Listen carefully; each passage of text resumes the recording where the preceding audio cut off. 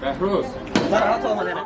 Tədqiqatçı və sülh fəalı Bəhruz Səmədov 15 il azadlıqdan məhrum edilib. Dövlət ittihamçısı iyunun 20-sində ona 16 il cəza istəmişdi. Buna etiraz olaraq Bəhruz Səmədov ölüm acılığına başladığını, ardınca intihara cəhd etdiyini bildirib.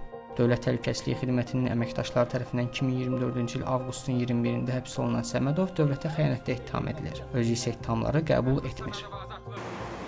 Abzas media işi üzrə həbs olunan 7 nəfərə hökm oxundu.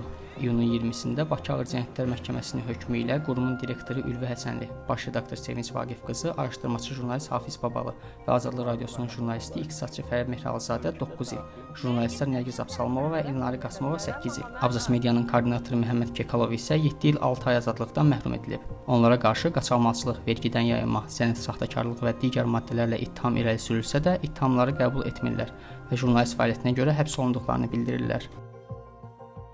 İyunun 20-sində Qax rayon İcra Hakimiyyətinin başçısı Musa Şəkiliyev və müavinləri Dövlət Təhlükəsizlik Xidməti əməliyyatı nəticəsində saxlanıldı. İyunun 21-də Prezident İlham Əliyev icra başçısını vəzifədən azad etdi. Saxlanılanlar barəsində rüşvət, mənimsəmə və vəzifə səlahiyyətlərini aşma ilə bağlı araşdırma aparıldığı bildirilir. Söyüdlü hadisələrinin başlamasından 2 il keçdi. 2023-cü il iyunun 20-sindən Gədəbəyin Söyüdlü kəndi ərazisində qızıl zavodunun quyularında zəhərli maddə olan siyanidin əhali üçün təhlükəli olduğunu deyən sakinlər etirazı başlamışdı. Nəticədə ondan artıq kənd sakini saxlanıldı. 3 nəfərə narkotik ittihamı ilə cinayət işi açıldı. Kəndə giriş məhdudlaşdırıldı. İyunun 18-də Milli Məclisin Hüquq Siyasəti və Dövlət Quruculuğu Komitəsinin iclasında kazinolara icazə verilməsi müzakirəyə çıxarılıb. Dövlət rüsumu haqqında qanuna edilən dəyişikliyə əsasən kazinoların fəaliyyətinə yalnız Xəzər dənizinin Azərbaycanda mənsub bölməsində yaradılan süni torpaq sahələrində icazə veriləcək.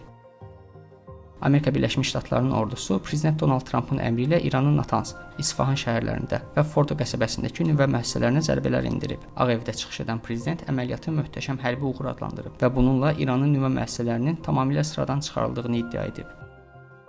İyunun 17-sinə keçən gecə Rusiya ordusu Kiyevə geniş miqyaslı zərbələr endirib. Ukraynanın Union.net saytının məlumatına görə yaşayış binasının vurulması nəticəsində 28 nəfər həlak olub, 134 nəfər isə yaralanıb.